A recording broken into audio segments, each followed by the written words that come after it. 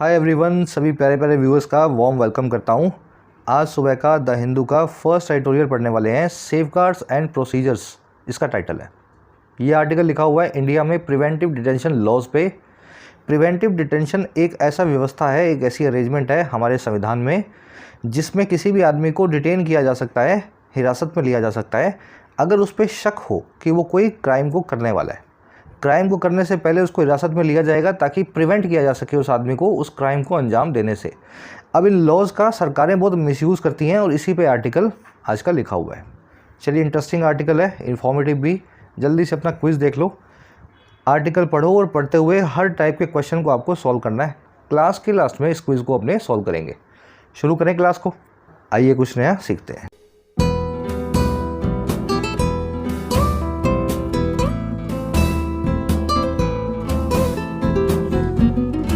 Alright, कह रहे हैं जी सेफगार्ड्स एंड प्रोसीजर्स।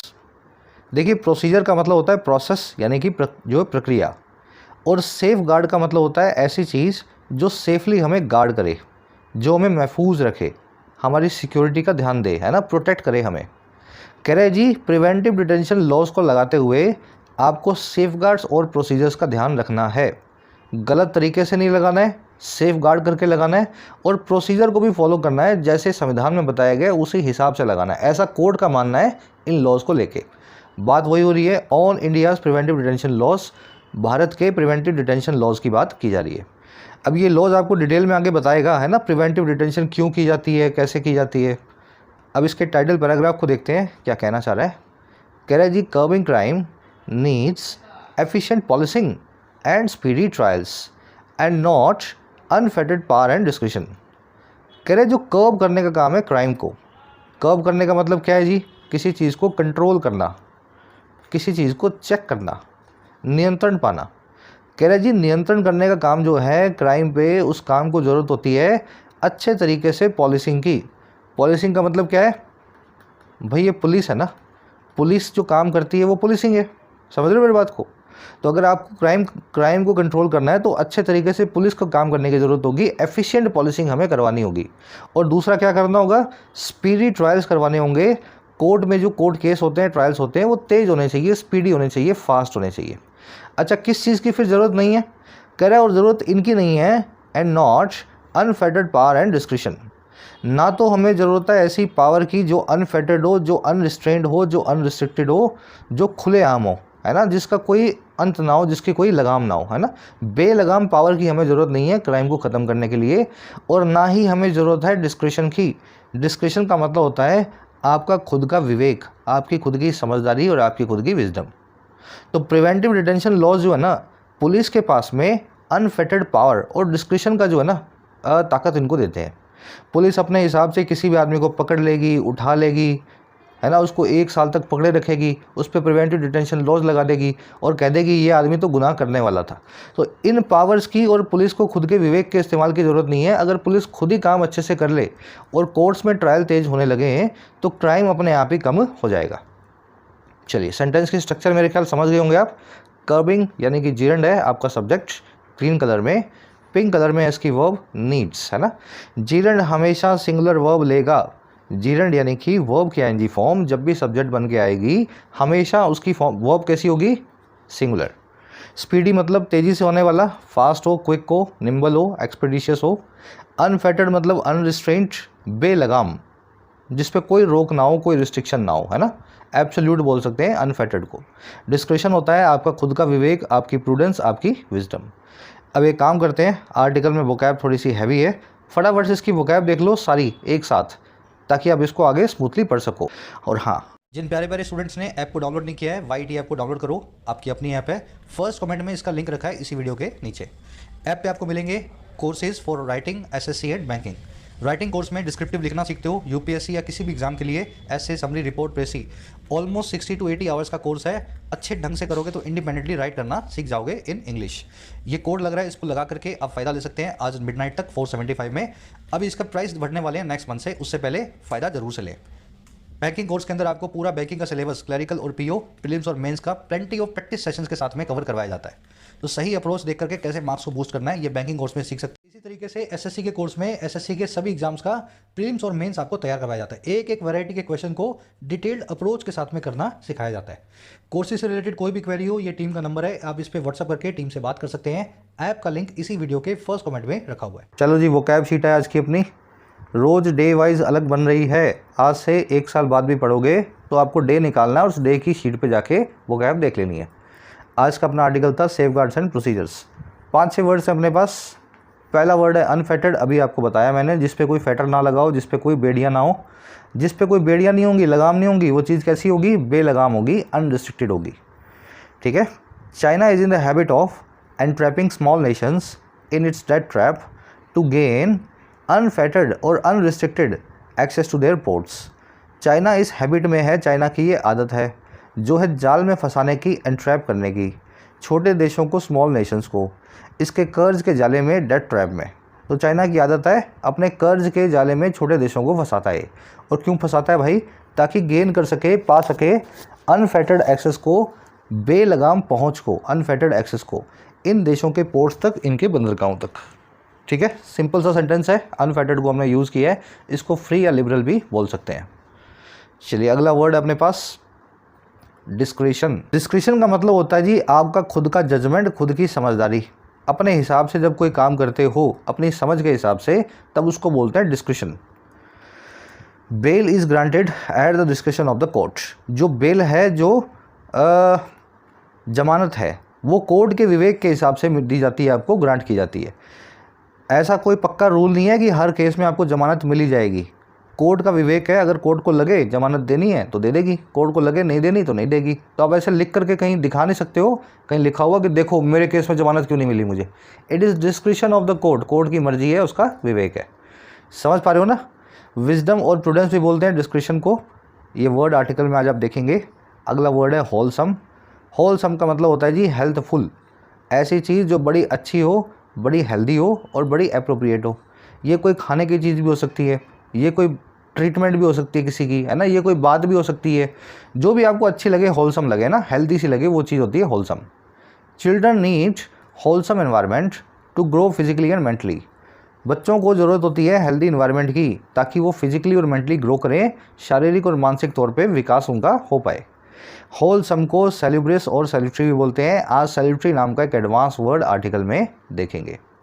चलिए, नेक्स्ट वर्ड है बूटलेगर। कौन होते हैं भाई ये बूटलेगर? एक ऐसा आदमी जो इल्लीगल लिकर बेचता है या बनाता है।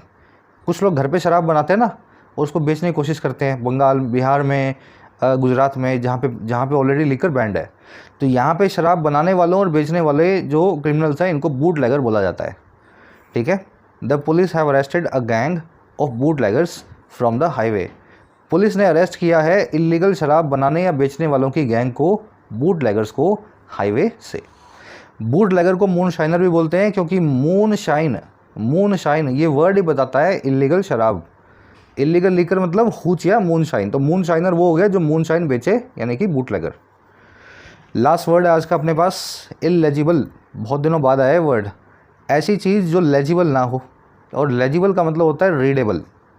हर वो चीज़ इलेजिबल है जिसको आप पढ़ नहीं सकते, बड़ी ख़राब लिखी हुई है, जो समझ में नहीं आ रही है आपके। जैसे डॉक्टर्स की राइटिंग होती है ना, वो इलेजिबल होती है। उन्होंने लिखा तो है, लेकिन आप समझ नहीं पाओगे क्या लिखा है। Doctors are notorious for their illegible hand writing on prescription slips.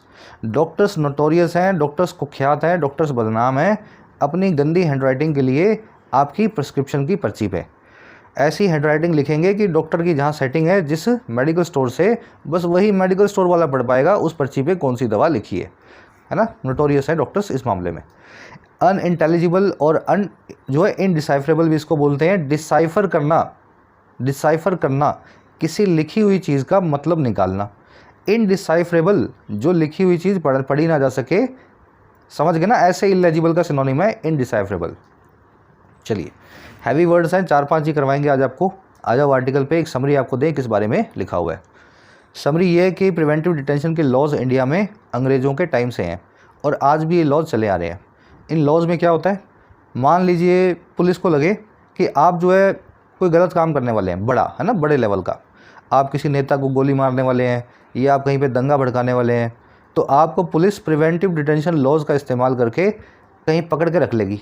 और कोर्ट में भी नहीं जाने देगी। 1 साल तक आपको बिना कोर्ट में जाए, बिना आपको कोई अदालत में पेश किए वो रख सकती है। अब ये लॉज बनाए गए थे हैबिचुअल ऑफेंडर्स को प्रिवेंट करने के लिए, जो है गुनाह करने से। कोई ऐसा आदमी है जो बार बार दंगे करवाता है, कोई ऐसा आदमी है जो बार बार मर्डर करता है, रेप्स करता है, लेकिन सरकारें इनको यूज़ करती हैं आम आदमी को डराने के लिए या पॉलिटिकल एडवर्सरीज़ को न्यूट्रलाइज करने के लिए, है ना। अपनी अपोजिशन पार्टी के सबसे बड़े लीडर को प्रिवेंटिव डिटेंशन में पकड़वा के और जो है इलेक्शन के टाइम कहीं रखवा दिया। अब सुप्रीम कोर्ट ने अपनी नाराज़गी जताई है इन लॉज पे और साथ में बताया कि अब इनको लगाना बहुत आसान नहीं होगा, इनको लगाने के लिए बहुत जस्टिफिकेशन सरकार और पुलिस को देना होगा। हमारा आर्टिकल कह रहा है it is a welcoming move, इसकी बहुत ज़रूरत थी, देर से ही सवेर से ही, लेकिन सुप्रीम कोर्ट जागा तो सही इन लॉज को लेकर के। आज की टोन है वेलकमिंग, वेलकम कर रहा है सुप्रीम कोर्ट के इस फैसले को। चलिए अब आर्टिकल को शुरू करते हैं। कह रहा है जी, the supreme court's observation that preventive detention laws are a colonial legacy and confer arbitrary powers on the state is one more iteration of the perennial threat to personal liberty। लंबा है sentence, that such laws pose, है ना, इतना लंबा है। कह रहा है जी जो सुप्रीम कोर्ट का ऑब्जर्वेशन है, सुप्रीम कोर्ट ने जो ऑब्जर्व किया है, जो कमेंट्स दिए हैं, दैट वो ये कि प्रिवेंटिव डिटेंशन के जो लॉज हैं ये कॉलोनियल लेगेसी हैं। लेगेसी मतलब विरासत, कॉलोनियल मतलब जो हमारी उपनिवेशवादी हिस्ट्री है। जो अंग्रेज़ों का जो सिस्टम था ना वो था कॉलोनियल, जिसमें वो हर जगह जाके कॉलोनी बनाते थे, है ना, राज करते थे वहाँ पे। तो सुप्रीम कोर्ट का ये ऑब्जर्वेशन है कि ये जो लॉज हम चला रहे हैं आज भी हमारी पुलिस, ये हमारी अंग्रेज़ों से मिली हुई विरासत है, कॉलोनियल लेगेसी है। और ये लॉज कन्फर करते हैं, देते हैं, प्रोवाइड करते हैं मनमानी ताकतों को, आर्बिट्रेरी पावर्स को। आर्बिट्रेरी वर्ड कल ही आया था, है ना, मनमानी। कह रहे मनमानी ताकतों को देते हैं। और किसको देते हैं? कन्फर के बाद में ऑन लगा के बताया जाता है जिसको जो भी दिया जा रहा हो। ये देते हैं स्टेट को, यानी कि राज्य को, यानी कि सरकार को। कह रहे ये जो ऑब्जर्वेशन है ना सुप्रीम कोर्ट का, दिस ऑब्जर्वेशन इज़, ये है एक और आइट्रेशन। आइट्रेशन का मतलब होता है रेपिटिशन। जिसने केमिस्ट्री लैब में पाँव रखा होगा वो आइट्रेशन जानता होगा, है ना, जिसमें आप बार बार आइट्रेट करते हो लिक्विड्स को। कह रहे जी ये ऑब्जर्वेशन अपने आप में एक और आइट्रेशन है, एक और रेपिटेशन है, दोहराने का काम है उस पेरिनियल थ्रेट का, उस हमेशा बने रहने वाली चुनौती का जो आती है हमारी व्यक्तिगत आज़ादी को, पर्सनल लिबर्टी को। और कह रहे जो कि ऐसे लॉज पोज करते हैं जिस थ्रेट को ये लॉज हमारे लिए खड़ा करते हैं। आई बात समझ में? तो सुप्रीम कोर्ट ने ऑब्जर्वेशन ये दिया कि प्रिवेंटिव डिटेंशन के लॉज हमें अंग्रेज़ों से विरासत में मिले हैं और ये बहुत ही गलत तरीके से मनमानी ताकतें देते हैं हमारे स्टेट को, हमारे देश की सरकार को। कह रहे ये ऑब्जर्वेशन अपने आप में एक और आइट्रेशन है, एक और दोहराने का काम है। और किसका? ये दोहराया सुप्रीम कोर्ट ने उसी थ्रेट को, उसी चुनौती को जो हमेशा से बनी हुई है, पेरिनियल है, अनएंडिंग है। और ये थ्रेट किसको है? हमारी व्यक्तिगत आज़ादी को है। और ये वही थ्रेट है जो कि लॉज हमारी आज़ादी के सामने पोज करते हैं। इन लॉज को लगा के हमारी आज़ादी को कभी भी पुलिस जो है रिस्ट्रिक्ट कर सकती है। चलिए, ऑब्जर्वेशन आपका सब्जेक्ट है, इज़ इसकी वर्ब है। प्रिवेंटिव डिटेंशन लॉज की दो वर्ब्स हैं, पहली वर्ब्स है आर और दूसरी वर्ब है कन्फर। कन्फर का मतलब होता है किसी को कोई चीज़ देना, और जनरली ताकत, राइट्स, ऐसी चीज़ें देने के लिए अपने कन्फर वर्ड को यूज़ करते हैं। ऐसा नहीं है आपने अपने दोस्त को पेन दे दिया, 50 रुपये उधार दे दिए तो आपने कन्फर वर्ड लगा दिया, नहीं। किसी को कोई ताकत, है ना, पावर दोगे, कोई अधिकार दोगे तब इस वर्ड को यूज़ करोगे। किसी को कोई सम्मान दोगे, कोई मेडल दोगे तब भी इस वर्ड को यूज़ करोगे। और कन्फर वर्ड की खासियत ये है जिसको दिया जाता है उससे पहले ऑन लगाया जाता है। Confer powers on the state, दी जाती हैं पावर्स स्टेट को, ठीक है, तो टू द स्टेट नहीं, ऑन द स्टेट। आर्बिट्रेरी मनमाना होता है, डिस्क्रिशनरी, आर्बिट्रेरी ऑलमोस्ट एक जैसे वर्ड्स हैं। कॉलोनियल मतलब जो उपनिवेशवादी हो। आइट्रेशन मतलब फिर किसी चीज़ को दोहराना, रिपीटिशन है, किसी चीज़ का आइट्रेशन होता है। पेरिनियल मतलब जो लंबे वक्त तक बनी रहे, ऐसी चीज़ जिसका कोई अंत ना हो, अनएंडिंग हो, एवरलास्टिंग हो, इटर्नल हो। ठीक है, बढ़े आगे, मोटे मोटे वर्ड्स है ना आज। कह रहे जी for several decades now the apex court and high courts have been denouncing the executive's well-documented failure to adhere to procedural safeguards while dealing with rights of detainees। कह रहे जी कई डेकेड हो गई हैं अब तो। डेकेड का मतलब है 10 सालों का वक्त, दशक। कह रहे जी कई दशकों की बात हो गई है अब। और किस चीज़ में? जब हमारी सुप्रीम कोर्ट और हमारी हाई कोर्ट्स डिनाउंस करती आ रही हैं, कंडेम करती आ रही हैं, क्रिटिसाइज़ करती आ रही हैं। डिनाउंस करना, किसी चीज़ को बहुत बुरे से लताड़ना। और किस चीज़ को? हमारे एग्जीक्यूटिव के, हमारी कार्यपालिका के वेल डॉक्यूमेंटेड फेलियर को, ऐसी नाकामयाबी को जो कागज़ों में साफ साफ दिखाई देती है, वेल डॉक्यूमेंटेड है। और फेलियर किस चीज़ का है? फेलियर है सख्ती से फॉलो करने का, अडहियर टू करने का प्रोसीजरल सेफगार्ड्स को, जो प्रोसीजर में सेफगार्ड दिए गए हैं। और किसके लिए? ये वो सेफगार्ड्स हैं जब यूज़ किए जाते हैं डील विद करते हुए, सामना करते हुए, निपटते हुए राइट्स को, अधिकारों को डिटेनीज़ के, ऐसे लोग जिनको डिटेन किया गया, जिनको प्रिवेंटिव डिटेंशन में अरेस्ट किया गया। डिटेन नहीं मतलब जिसको डिटेन किया गया, समझ रहे हो ना? तो पिछले कई दशक हो गए सुप्रीम कोर्ट और हाई कोर्ट चिल्लाती मर गई, कहती कहती रह गई कि एग्जीक्यूटिव का बहुत बड़ा फेलियर है जब जब बात होती है किसी भी डिटेनी के राइट्स को डील विद करने की, तो उसके अधिकारों को सही से एग्जीक्यूटिव डील विद नहीं कर पाता, अधिकारों को पूरे तरीके से इन्फोर्स नहीं कर पाता, उठा लिया किसी को, पकड़ लिया किसी को, बताया ही नहीं, है ना? और ये सारे प्रोसीजर सेफगार्ड जो कानून में दिए गए हैं उसको अच्छे से जो है फॉलो नहीं कर पाता। आपने उठाया है तो उसको अच्छे से रिपोर्ट करो, इस आदमी को हमने उठाया है, टाइम पे उसको कोर्ट के अंदर जो है लेकर के आओ। 1 साल का वक्त दिया है तो 1 साल का वेट मत करो, है ना? तो ये प्रोसीजरल सेफगार्ड्स हैं जो हमारे हक में है, लेकिन कोर्ट जो है, पुलिस जो है इन सेफगार्ड्स को अच्छे से यूज़ नहीं करती है। चलिए, court and apex court and high courts की वर्ब है हैव बीन डिनाउंसिंग। पीपीसी में लिखा गया है प्रेजेंट परफेक्ट कंटिन्यूस टेंस में, पहले भी डिनाउंस कर रही थी और आज भी डिनाउंस कर रही हैं। डिनाउंस करना, क्रिटिसाइज़ करना, कंडेम करना, किसी चीज़ को बुरे से लताड़ना, ठीक है? अडहियर टू करना यानी किसी चीज़ को सख्ती से फॉलो करना, इसको कंप्लाई विद या अबाइड बाय भी बोलते हैं। तीनों का प्रेपोजिशन फिक्स्ड है। अडहियर, कंप्लाई, अबाइड का मतलब है सख्ती से फॉलो करना, लेकिन अडहियर के बाद में टू, कंप्लाई के बाद में विद, अबाइड के बाद में बाय, अपना अपना प्रेपोजिशन फिक्स लेके चलेंगे। डिटेनी वो आदमी है जिसको आपने डिटेन कर रखा है, जिसको आपने हिरासत में लेके अपने पास रखा हुआ है। चलिए और आगे बढ़ते हैं। कह रहा है जी, while detention orders are routinely set aside on technical grounds, the real relief that detainees gain is quite इनसब्सटेंशियल।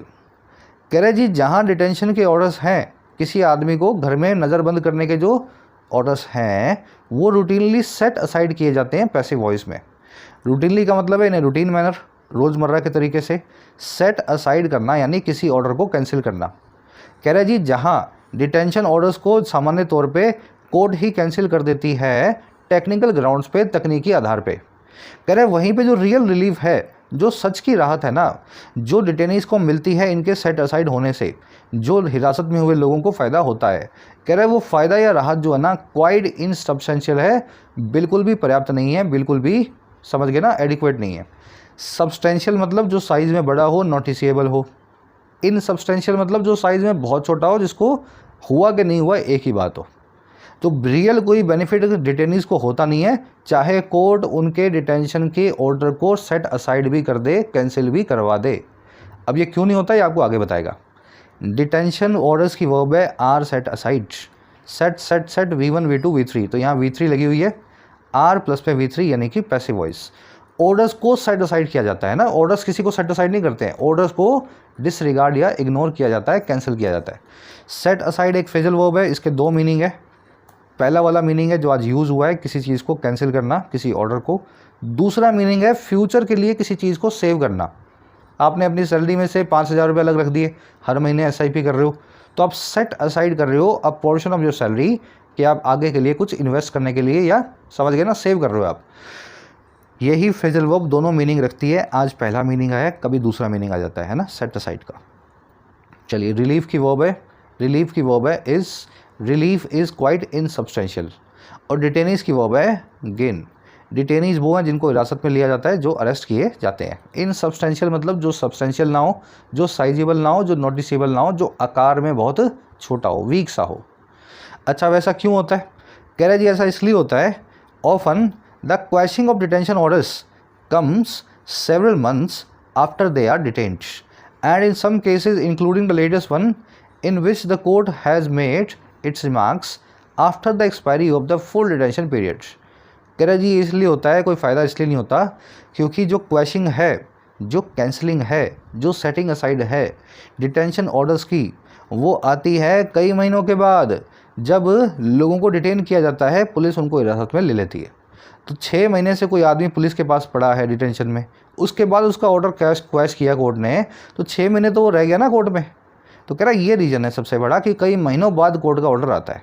और कह रहा है कुछ केसेस में तो ये होता है, जिसमें शामिल है ये लेटेस्ट वाला केस भी, जिसमें कोर्ट ने अपने रिमार्क्स भी दिए हैं अभी जिसकी हम बात कर रहे हैं। कह रहा है जी कुछ केसेस में तो ये होता है, इंक्लूडिंग दिस वन, ये सब आता है एक्सपायरी के बाद में फुल डिटेंशन पीरियड की। तो किसी आदमी को 1 साल के लिए डिटेन किया पुलिस ने, कोर्ट में मामला गया, 1 साल बाद जब उसका डिटेंशन पूरा हो गया, पुलिस खुद ही उसको छोड़ने वाली थी, तब कोर्ट ने बोला ये डिटेंशन गलत है। तो उससे क्या फ़ायदा हुआ उस आदमी को जिसको पकड़ा गया? कुछ फ़ायदा हुआ उससे? तो इस वजह से इनको इन सब्सटेंशियल बेनिफिट्स होते हैं इन और जो है केसेस के अंदर। समझ लो ना एक एक चीज़ को। क्वैशिंग मतलब कैंसलिंग, क्वैशिंग मतलब कैंसलिंग, इसकी वर्ब है जी comes, quashing comes several months after, है ना। दे की वर्ब है आर डिटेन्ड, कोर्ट की वर्ब है हैज़ मेड। चलिए और आगे बढ़ते हैं। कह रहा है जी yet it is some consolation to not that court continues to be concerned over the misuse of preventive detention. कह रहा है फिर भी ये थोड़ी बहुत कंसोलेशन की बात है, थोड़ी बहुत रिस्पाइट की बात है। कंसोलेशन मतलब सांत्वना पुरस्कार, कोई बड़ी चीज़ आपको ना मिले लेकिन एक दिलासा सा आपको मिल जाए, है ना। तो कह रहे फिर भी एक दिलासा सा तो हमें मिला ही है, एक कंसोलेशन तो हमें मिला ही है इस चीज़ को नोट करने में कि कोर्ट आज भी जारी है, सुप्रीम कोर्ट। और क्या करना? कंसर्न होना, यानी कि चिंतित होना। और किस चीज़ को लेके? गलत उपयोग को लेके, मिसयूज़ को लेके, प्रिवेंटिव डिटेंशन के। तो ये कंसोलेशन तो आज तक भी हमारे पास है कि भले ही कोर्ट से ज़्यादा कुछ फ़ायदा हो नहीं रहा इन केसेस में, लेकिन कोर्ट आज भी कंसर्न है इन केसेस को लेके और कुछ ना कुछ कभी ना कभी बढ़िया कानून या रूल बना के सरकार को देगी। इट की वर्ब है इस, कंसोलेशन आप समझ गए हैं, छोटा सा दिलासा। छोटे से दिलासे के लिए सकर और रिस्पाइट नाम के 2 वर्ड्स यूज़ करते हैं, है ना। छोटी सी चैन की सांस, सकर, है ना, रिस्पाइट। इसको एक शॉर्ट नाम भी बोलते हैं, ये एक इडियम है। इसका मतलब होता है किसी को हल्का सा बूस्ट देना, शॉट इन द आर्म। चलिए, कोर्ट की वर्ब है कंटिन्यूस। ज़्यादा मुश्किल तो नहीं है पढ़ने में भाई। जब मैं इसको तैयार कर रहा था तो मुझे बहुत इजी लग रहा था, अब आपको पढ़ा रहा हूँ तो मुझे लग रहा है कि उतना इजी नहीं है जितना मुझे शुरू में लगा था। तो कोई बात नहीं, अगर मुश्किल लग रहा है तो सीखो, यही चीज़ें तो सीखने का मौका देती हैं आपको। और आगे बढ़ते हैं। कह रहे जी in preventive detention cases courts essentially examine whether procedural safeguards have been adhered to। कह रहे जी प्रिवेंटिव डिटेंशन के जितने भी केस होते हैं उसमें कोर्ट जो है ज़रूरी तौर पे या एसेंशली एग्जामिन करती है, इस चीज़ को इन्वेस्टिगेट करती है, हाँ या ना, वेदर कि जो प्रोसीजरल सेफगार्ड दिए गए हैं, जो प्रोसेस को लेकर के प्रोटेक्शन के मेजर्स दिए गए हैं, क्या उनको एडहियर टू किया गया है, क्या उनको पुलिस के द्वारा सख्ती से फॉलो किया गया है। तो कोर्ट सिर्फ यही देखती है कि प्रिवेंटिव डिटेंशन क्यों की है, ये कम देखती है, बल्कि ये ज़्यादा देखती है कि डिटेंशन में किस प्रोसेस को यूज़ किया गया है। जिस आदमी को उठाया उसे घर वालों को बताया नहीं बताया, उठाने के बाद में कितने दिनों बाद कोर्ट में पेश किया गया, उस आदमी को कहाँ रखा गया है, किस तरीके से रखा गया है, ये चीज़ें कोर्ट देखती है। और क्या कम देखती है? कह रहे जी and rarely scrutinize whether the person concerned needs to be detained to prevent prejudice to maintenance of public order। और करे कम ही ऐसा होता है, रेयरली ऐसा होता है कि कोर्ट ये भी इन्वेस्टिगेट करे, एग्जामिन करे, हाँ या ना, कि जो पर्सन है, जो कंसर्न्ड है, जिस पर्सन की बात हो रही है, जिसको उठाया गया है, क्या उसको ज़रूरत है डिटेन किए जाने की, क्या उसको ज़रूरत है उठाए जाने की, और किस लिए? ताकि प्रिवेंट किया जा सके प्रेजुडिस को, किसी भी प्रकार के भेदभाव को, जो है पब्लिक ऑर्डर की मेंटेनेंस में, जो है समाज में जो सिस्टम है लॉ एंड ऑर्डर, उसकी जो है मेंटेनेंस में। तो कोर्ट यही देखती है कि इस आदमी को जिसको उठाया है सही तरीके से उठाया है, गलत तरीके से उठाया है।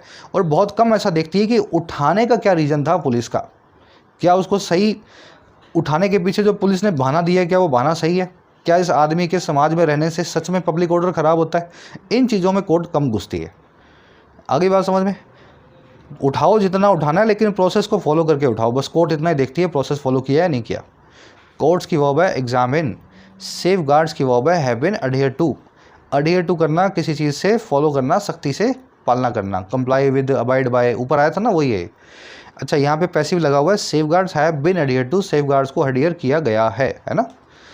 चलो, कोर्ट्स की दूसरी वर्ब है स्क्रूटनाइज।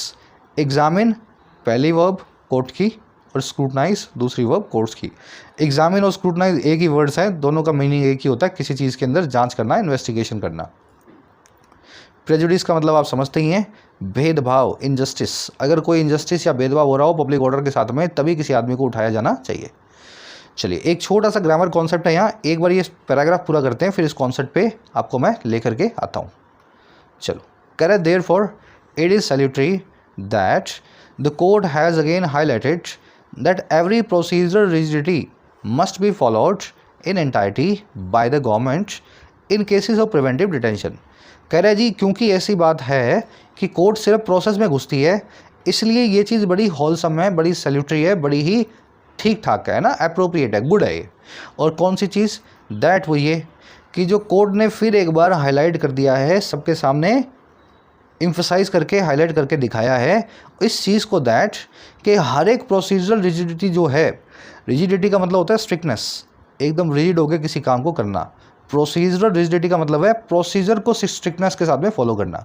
तो कह रहे जी हर एक प्रोसीजरल जो रिजिडिटी है, प्रोसेस से जुड़ी हुई जो भी नियम हैं, उनको फॉलो किया जाना चाहिए इन एंटायरिटी यानी पूरे तरीके से सरकार के द्वारा उन केसेस में जो हैं प्रिवेंटिव डिटेंशन के, जो है किसी आदमी को बिना केस चलाए अरेस्ट करने के।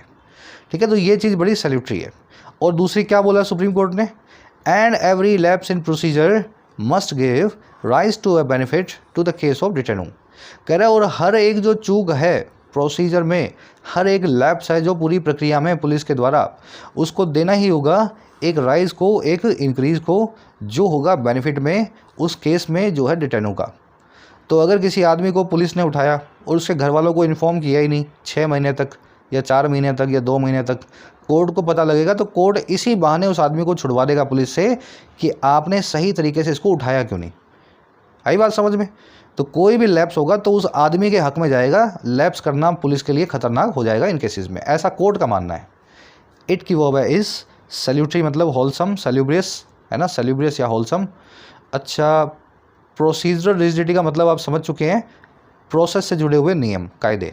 कोर्ट की वर्ब है हैज़ बीन हाईलाइटेड, है ना, court has highlighted.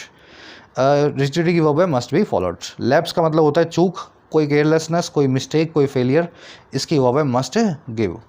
Give rise to a benefit यानी किसी बेनिफिट को चढ़ावा या बढ़ावा देना, राइज देना। डिटेनू मतलब डिटेनी, एक ही बात है, ऐसा आदमी जिसको पकड़ा हुआ है आपने, डिटेनी, अरेस्टी या डिटेनू, आपका प्रिजनर, इन शॉर्ट आपका कैदी। चलिए, अच्छा आर्टिकल है, भारी भरकम है ना। अब जल्दी से अपना क्विज देख लो फटाफट से। क्विज क्यों बोल रहा हूँ मैं, ये जो ग्रामर कॉन्सेप्ट है ये देख लो। ये कॉन्सेप्ट ये कहता है कि कुछ नाउन्स, कुछ एडजेक्टिव्स इंग्लिश में खास, जो नाउन से पहले आते हैं तो उनका कुछ और मीनिंग होता है, और नाउन के बाद में आते हैं तो उनका कुछ और मीनिंग होता है।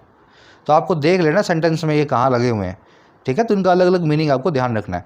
नाउन से पहले अगर कंसर्न आएगा तो कंसर्न का मतलब होगा चिंतित, परेशान, एंग्शियस। कंसर्न अगर नाउन के बाद में आएगा तो कंसर्न का मतलब होगा रिलेटेड, जुड़ा हुआ, संबंधित। जैसे कि the police have arrested all of the, इसको छोड़ो, ये वाला देखो, the manager addressed all of the employees concerned. Manager ने एड्रेस किया, मैनेजर ने बातचीत की सभी उन एम्प्लॉयज़ से जो चिंतित थे, जो एंग्शियस थे, जो कंसर्न थे। भाई कुछ एम्प्लॉयज़ होंगे जो कंसर्न होंगे किसी चीज़ को लेके, वर्क प्लेस पे, शायद उनकी जॉब जो है सिक्योर नहीं होगी, शायद वर्क प्लेस एनवायरनमेंट ख़राब होगा, तो मैनेजर ने सबसे बातचीत की उन कंसर्न एम्प्लॉयज़ से, ऐसा ही होगा ना। तो यहाँ पे अगर कंसर्न एम्प्लॉयज़ है ना, तो आपको एम्प्लॉयज़ के बाद में कंसर्न नहीं रखना है, आपको एम्प्लॉयज़ के पहले कंसर्न रखना है। अब इसका मतलब बनेगा ऐसे एम्प्लॉयज़ जो चिंतित हैं, क्योंकि कंसर्न जब बाद में आ जाता है तो इसका मतलब होता है संबंधित, रिलेटेड। जैसे she reached the DMs office and registered her complain with the concerned official.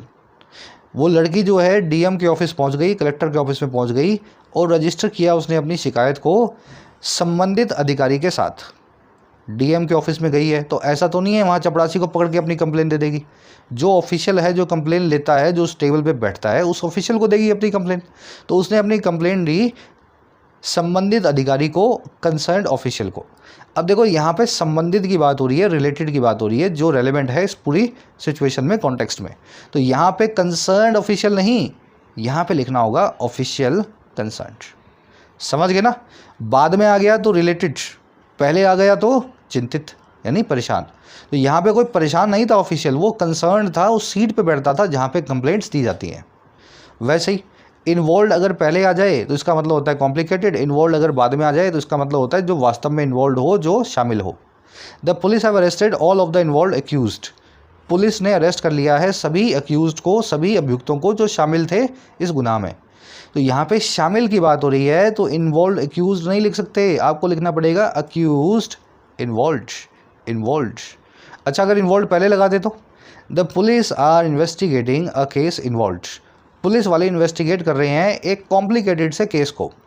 यहाँ पे कॉम्प्लिकेटेड का मीनिंग चाहिए तो इन्वॉल्व्ड को केस नाम के नाउन से पहले रखा जाए, यहाँ लिखेंगे इन्वॉल्व्ड केस। शायद आप लोगों के लिए नया कॉन्सेप्ट होगा क्योंकि बहुत दिनों से हमने किया नहीं है और बहुत सारे बच्चे चैनल पे नए हैं, लेकिन बड़ा ही खूबसूरत और प्यारा सा कॉन्सेप्ट है, सीख लेना इसको।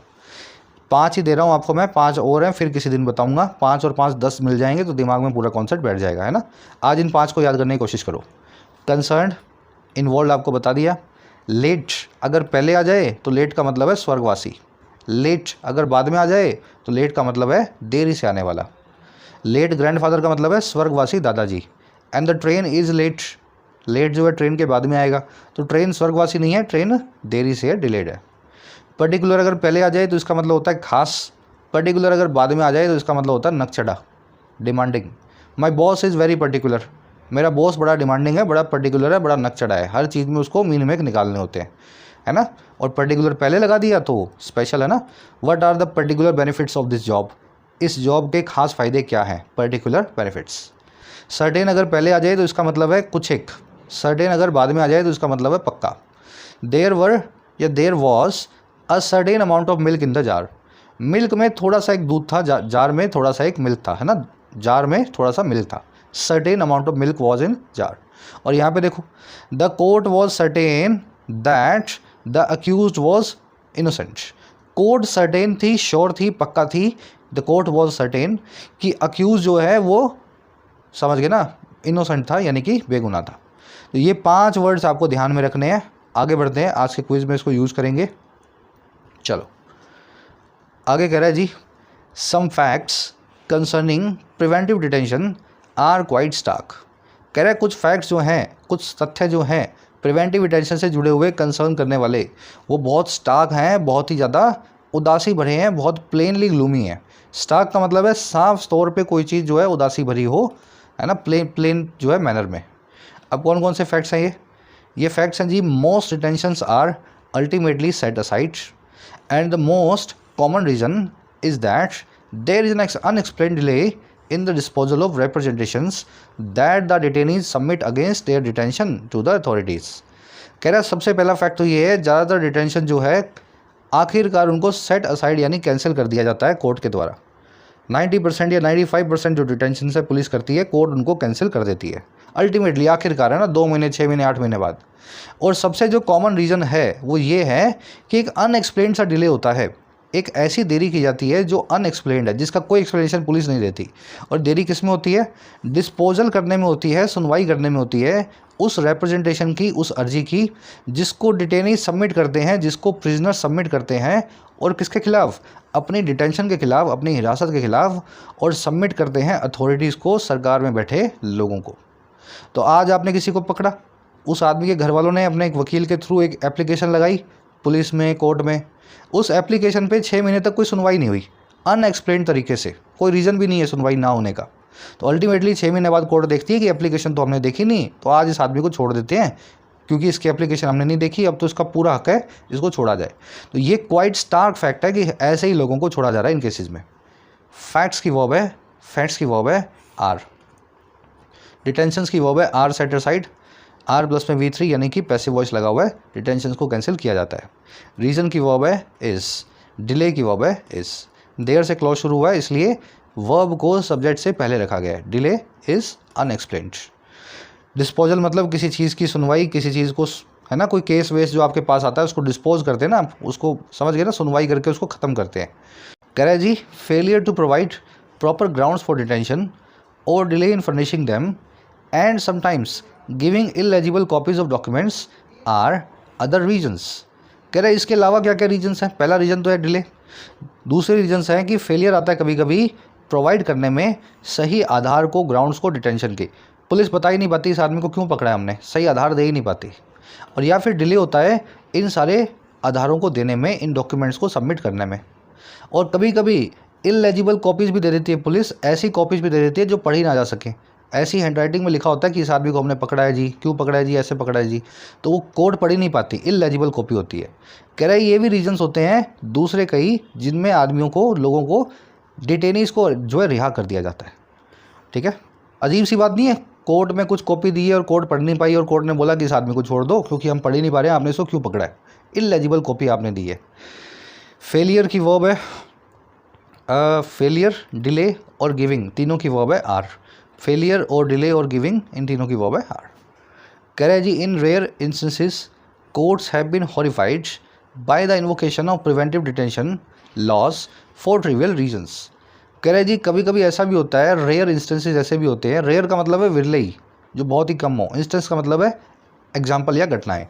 तो कोर्ट्स जो हैं वो हॉरिफाइड पाई गई हैं, कोर्ट्स जो हैं बड़ी ही हॉरिफाइड तब हो जाते हैं आप जब सरप्राइज होकर के आप हॉरिफाइड हो जाएं, एकदम डर जाएं आप, सरप्राइज इतना लगे आपको, झटका सा लग जाए, आप शॉक्ड हो जाएं। तो कभी कभी ऐसा भी होता है कि कोर्ट्स हॉरिफाइड होती हैं, शॉक्ड होती हैं, और किसके द्वारा, इन्वोकेशन के द्वारा, प्रिवेंटिव डिटेंशन लॉज के। इन्वोकेशन मतलब किसी लॉ को जो है, किसी लॉ को यूज़ करके, इस्तेमाल करके किसी आदमी को पकड़ना। अगर आप लॉ को इन्वोक कर रहे हैं तो उस लॉ को आपने दूसरे आदमी के ऊपर लगा दिया है। तो कभी कभी ऐसे लॉ जिस तरीके से लगाए जाते हैं, कोर्ट जो है शॉक्ड हो जाती हैं। और ये लगाए क्यों जाते हैं, ट्रिवियल रीजंस की वजह से, छोटे मोटे कारणों की वजह से। ट्रिवियल मतलब अनइम्पॉर्टेंट। अब जैसे कौन सा एग्जाम्पल है, कह रहे जी one of the strangest being a man who sold substandard chilli seeds being detained as a goonda. कह रहा है जी जो स्ट्रेंजर्स थे उनमें से एक केस ये भी है, सबसे अजीब केसों में से, एक आदमी जो बेच रहा था सब स्टैंडर्ड चिली सीड्स को, ख़राब क्वालिटी के मिर्ची के दानों को, और कह रहा है उनको डिटेन किया गया एक गुंडे के तौर पे प्रिवेंटिव डिटेंशन लॉ लगा के। तमिलनाडु में हुआ होगा ये। तो ऐसे केस भी हुए हैं, प्रिवेंटिव डिटेंशन में लिया हुआ है एक किराने वाले को, पंसारी वाले को, जिसने गलत मिर्ची बेची थी, और ऑफ कोर्स पुलिस से कुछ इसका कुछ हुआ होगा, है ना, मगजमारी हुई होगी, तो इसको प्रिवेंटिव डिटेंशन लगा के गुंडा बना के डाल दिया। कोर्ट्स की वर्ब है हैव बिन हॉरिफाइड। ठीक है, हु की वर्ब है सोल्ड, हु आया इस आदमी के लिए जिसमें आदमी ये मिर्ची बेच रहा है। सब स्टैंडर्ड मतलब ख़राब क्वालिटी का, इन्फीरियर क्वालिटी का, स्टैंडर्ड के नीचे है, जो शैबी है या डिफेक्टिव है ना। ट्रिवियल का मतलब होता है बहुत ही अनइम्पॉर्टेंट, बहुत ही छोटा मोटा, माइनर सा। ट्रिवियल वर्ड के ऊपर एक इडियम भी बनती है, अ स्टॉर्म इन अ टी कप। अ स्टॉर्म इन अ टी कप, आराम से यहाँ रुको, एक बार इमेजिन करो इसको, स्टॉर्म इन अ टी कप इडियम का क्या मीनिंग होता है। देखो टी कप जब समझते हैं आप, चाय का कप, और चाय के कप में अगर आप चम्मच घुमा दें तो एक गोल सा चक्रवात आ जाएगा उसमें, समझ पा रहे हो। चाय है, उसमें आपने चम्मच घुमा दिया, गोल गोल घुमा दिया चाय को, तो वो देखने में लगेगा बवंडर है चाय का, लेकिन है कहाँ वो, टी कप में ना। कोई ऐसा बवंडर तो नहीं है जिससे लोगों की जान चली जाएगी। चाय में चम्मच घुमाए तो चाय घूम गई, छोटा सा बवंडर है लेकिन चाय में है। तो स्टॉर्म इन अ टी कप का मतलब यही होता है, a fight over trivial issues. आपने टी कप के स्टॉर्म को बड़ा स्टॉर्म बना के रियल लाइफ में उसके ऊपर, समझ गए ना, फाइट कर ली। छोटी मोटी बात पे अगर बड़ा झगड़ा कर लेते हो तो वो हो जाता है अ स्टॉर्म इन अ टी कप, स्टॉर्म इन अ टी कप। चलिए आगे बढ़े। और कुछ देखने वाला नहीं है। कह रहे जी an unfortunate facet of this issue is that Tamil Nadu topped the country 11 to 21 in preventive detentions। एक दुर्भाग्यवश फेसेट ये है, अनफॉर्चुनेट जो है पहलू ये है, फेसेट का मतलब है आस्पेक्ट या पहलू, और किसका, इस पूरे मामले का। कह रहा वो ये है कि तमिलनाडु जो है उसने टॉप कर दिया पूरे देश में, नंबर 1 आया है वो 2011 से 21 के पीरियड में प्रिवेंटिव डिटेंशन के केसेस में। सबसे ज़्यादा केसेस तमिलनाडु के यहीं लगते हैं, मतलब प्रिवेंटिव डिटेंशन के तमिलनाडु में ही लगाए जाते हैं। चलिए सब्जेक्ट वो मैं मार्क कर दूं, शायद रह गया इसमें।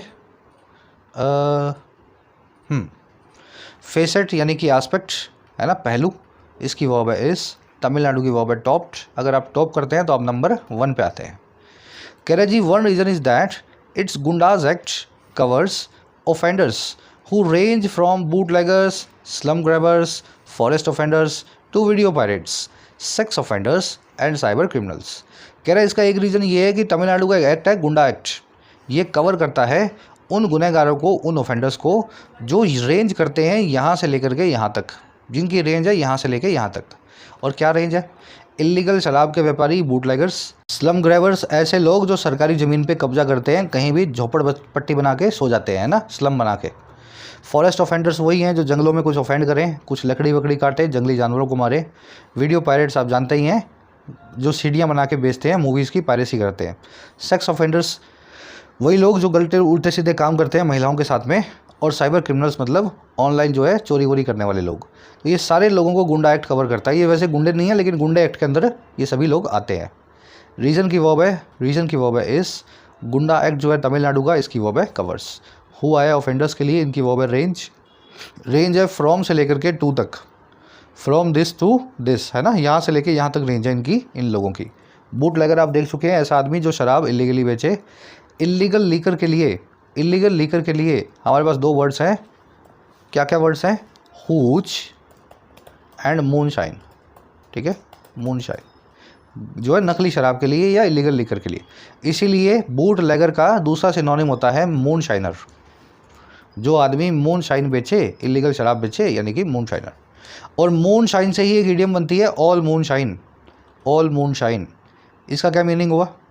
देखिए, मूनशाइन है नकली शराब, और ऑल मूनशाइन आप तब बोलते हैं जब किसी आदमी की बात पे आपको शक हो। तो आप ऑल मूनशाइन का मतलब निकालते हैं टोटल लाइज। मैंने आपको कुछ बताया, आप बोल रहे हो तू सरासर झूठ बोल रहा है, तो आप इंग्लिश में बोल सकते हो इट इज़ ऑल मूनशाइन। जो तुम बोल रहे हो ना सब कुछ झूठ है, इट इज़ ऑल मूनशाइन। तो नकली शराब से इस इडियम को बनाया गया है, टोटल लाइज के लिए यूज़ किया जाता है। चीज़ों को दिमाग में एक साथ कनेक्ट करो, अलग अलग मत बनाओ। ये एक ही चीज़ें हैं, मूनशाइन है ना, दिमाग के एक ही कोने में एक साथ इनको रखा जा सकता है, याद करना भी ईजी होता है। चलिए और आगे बढ़ते हैं।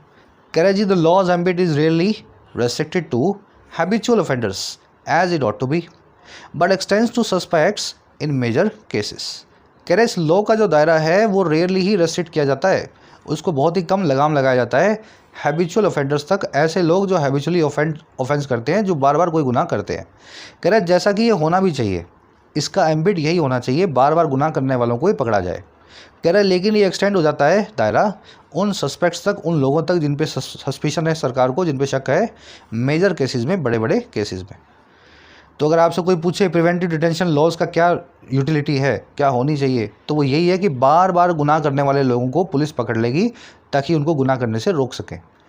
एम्बिट की वर्ब है इज, एम्बिट का मतलब होता है दायरा, वर्ब है इज रेस्ट्रिक्टेड, है ना, रेस्ट्रिक्टेड, पैसिव वॉइस लगी हुई यहाँ पे, इज प्लस में वर्ब की थर्ड फॉर्म। इट की वर्ब है ऑट टू बी, एम्बिट की दूसरी वर्ब है extends. Ambit is restricted and ambit extends. कह रहा है जी, across the country the tendency to detain suspects for a year to prevent them from obtaining bail is a pervasive phenomenon. कह रहे पूरे देश में जो रुझान है, प्रवृत्ति है डिटेन करने की, सस्पेक्ट्स को पकड़ के रखने की, उन लोगों को जिन पे शक है, और कब तक? 1 साल के लिए, ताकि उनको रोका जा सके बेल को ऑब्टेन करने से। उनको पकड़ लिया, प्रिवेंटिव डिटेंशन में डाल दिया, और 1 साल तक उनको बेल ही नहीं मिलेगी। कह रहे ये जो है ना एक परवेसिव फिनोमिनॉन है, ये एक ऐसी घटना है, एक ऐसा ऑकरेंस है जो हर तरफ फैला हुआ है, परवेसिव है, घर कर गया है, वाइड स्प्रेड है।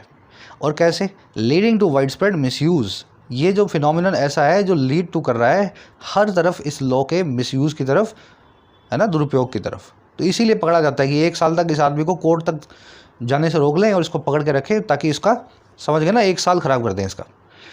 टेंडेंसी की वर्ब है इस, टेंडेंसी का मतलब होता है आदत, प्रोपेंसिटी, प्रवृत्ति, रुझान, इंक्लिनेशन। परवेसिव मतलब हर तरफ फैला हुआ, यूबिक्यूटस।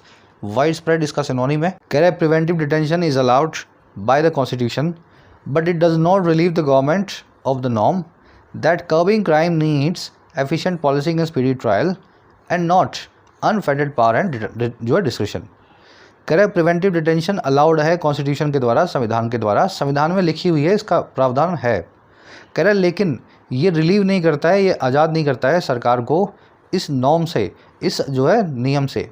और वो नियम ये है कि अगर कर्ब करना है क्राइम को, कंट्रोल करना है गुनाह को, तो उसको लिए ज़रूरत होगी आपको एफिशिएंट पॉलिसिंग की, पुलिस के एफिशिएंट तरीके से काम करने की, और कोर्ट में तेज़ी से ट्रायल चलाने की, स्पीडी ट्रायल्स की, बल्कि ना कि अनफेटेड पावर की, बेलगाम ताकत की, और आपके स्व विवेक की ताकतों के, डिस्क्रिशन के, आर्बिट्रेशन के, या जो है आपकी जजमेंट के, है ना। तो आपकी खुद की जजमेंट नहीं होनी चाहिए कि इस आदमी को पकड़ना है, कोर्ट पकड़ के बताएगी आपको किसको कहाँ पे सज़ा मिलेगी, है ना। पुलिस के पास इतनी अनफेटेड पावर्स ना हो कि किसी को भी 1 साल तक प्रिवेंटिव डिटेंशन में रख सके। डिटेंशन की वर्ब है इज़ अलाउड, पैसिव वॉइस में इट की वर्ब है रिलीव समवन ऑफ समथिंग, किसी चीज़ को रिलीव समवन ऑफ समथिंग, किसी चीज़ को किसी चीज़ से छुटकारा या आज़ादी देना। तो ये छुटकारा नहीं देता है सरकार को सरकार के इस नॉर्म से। कर्बिंग यहाँ पे जीरेंड है, वर्ब के आईएनजी फॉर्म सब्जेक्ट, इसकी वर्ब है नीड्स। अनफेटर्ड अनरिस्ट्रिक्टेड आप देख चुके हैं, है ना, अनरिस्ट्रेंड हो, और डिस्क्रिशन आपकी जजमेंट, आपका विवेक। चलिए, हैवी था आर्टिकल आज का। ऐसे आर्टिकल पढ़ाने में पौना घंटा निकल जाता है ना। लंबी क्लास इसीलिए होती है क्योंकि हर चीज़ अपने आप में कॉम्प्लिकेटेड है। फटाफट से अपना क्विज़ देख लो। सबसे अच्छा आइडियली तरीके से अगर देखा जाए तो क्या परिकल्पना की गई है प्रिवेंटिव डिटेंशन लॉज की यूटिलिटी को लेकर के, है ना। आदर्श तौर पे अगर देखें तो आप प्रिवेंटिव डिटेंशन लॉज को किस आदमी पे लगाएंगे? नेशनल इंटीग्रिटी पे एक अटैक हो तब लगाएंगे, किसी नारकोटिक ड्रग्स के व्यापारी को पकड़ने में लगाएंगे, या एक्टिविटीज़ को लगाम लगाने के लिए हैबिचुअल क्रिमिनल्स की उन पे लगाएंगे, या फिर किसी पॉलिटिकल एडवर्सरी को, किसी राजनीतिक दुश्मन को न्यूट्रलाइज करने के लिए, उसको शांत करने के लिए तब लगाएंगे। तो चारों में से कब लगाएंगे? अच्छे से बताया गया आर्टिकल में, इनकी यूटिलिटी क्या है। सही आंसर को चूज़ करें। फर्स्ट कमेंट में आंसर मैं भी डाल दूंगा मेरे से अपने वाले को मैच कर लेना। सेकंड में पूछा गया है जी, सबसे कॉमन रीज़न क्या है इनमें से प्रिवेंटिव डिटेंशन के ऑर्डर को कैंसिल करने के पीछे कोर्ट के द्वारा? भाई कॉमन रीज़न ये है कि छोटे मोटे इश्यू पे डिटेंशन होता है, या कॉमन रीज़न ये है कि डिस्पोजल की डिले होता है डिटेनी के सबमिशन को, जो डिटेंशन के खिलाफ है उसके डिस्पोजल में, है ना। डिटेनी ने कोई एप्लीकेशन दी है लेकिन 1 साल तक उसकी सुनवाई नहीं हुई, ये रीज़न है। या फिर ये रीज़न है कि सिक्योरिटी एजेंसी जो है वो कोई प्रॉपर ग्राउंड नहीं दे पाती, कोई आधार नहीं दे पाती किसी आदमी को पकड़ने का। तो क्या रीज़न है, इन कौन से रीज़न की वजह से ज़्यादातर जो है इन जो है डिटेंशन को आप जो है कैंसिल होता हुआ देखते हैं? हो सकता है ए एंड बी बहुत हो सकता है बी एंड सी बहुत हो। थोड़ा कॉम्प्लिकेटेड है, कोशिश आप अपनी करो, फर्स्ट कमेंट में मेरे आंसर से मैच कर लेना। थर्ड में अभी बाकी सब वोकैब के क्वेश्चन है ना। एक आदमी जो इलीगल ड्रग जो है शराब बेचे उसको क्या बोलते हैं? चौथे में ऐसी चीज़ जिसको आप डिसाइफर ना कर सकें, पढ़ ना सकें, उसको क्या बोलते हैं? पाँचवें में सेल्यूब्रेस का मीनिंग पूछा है आपसे, सिनोनिम पूछा है। 6वें और 7वें में 2 इडियम्स हैं, अ storm in a tree cup और ऑल मूनशाइन, दोनों कर चुके हो आप। 8वें 9वें में आपको 2 एरर्स मिलेंगी, उनको इम्प्रूव करना है। पहली एरर मिलेगी आपको इस एरिया में आसपास, और दूसरी एरर आपको मिलेगी इस एरिया के आसपास, ठीक है। दोनों एरर्स को ढूंढो आराम से और कमेंट्स में डालो अपने मार्क्स। आउट ऑफ 9 आपको कितने मिले फर्स्ट कमेंट में मेरे आंसर से अपने वाले को चेक कर लेना। मुलाकात लेंगे आपसे कल। कोर्सेज अवेलेबल हैं ऐप पे, जाके फ़ायदा ले सकते हो। टाइम रहते ही कोर्सेज का फ़ायदा लेना है, ऐसा ना हो लास्ट मोमेंट पे आकर के आप मैसेज करें सर 15 दिन रह गए, 1 महीना रह गया। अभी जब वक्त है पढ़ने का तो पढ़ाई पे पूरा ध्यान दो। कंटेंट सारा अवेलेबल है एप्लीकेशन पे, राइटिंग का, एसएससी का और बैंकिंग का। ऐप को जाओ, कमेंट सेक्शन से डाउनलोड करो, फर्स्ट कमेंट से लिंक रखा है। कोई भी क्वेरी हो, ये नंबर है व्हाट्सएप का, टीम से आप मैसेज करके बात कर सकते हैं।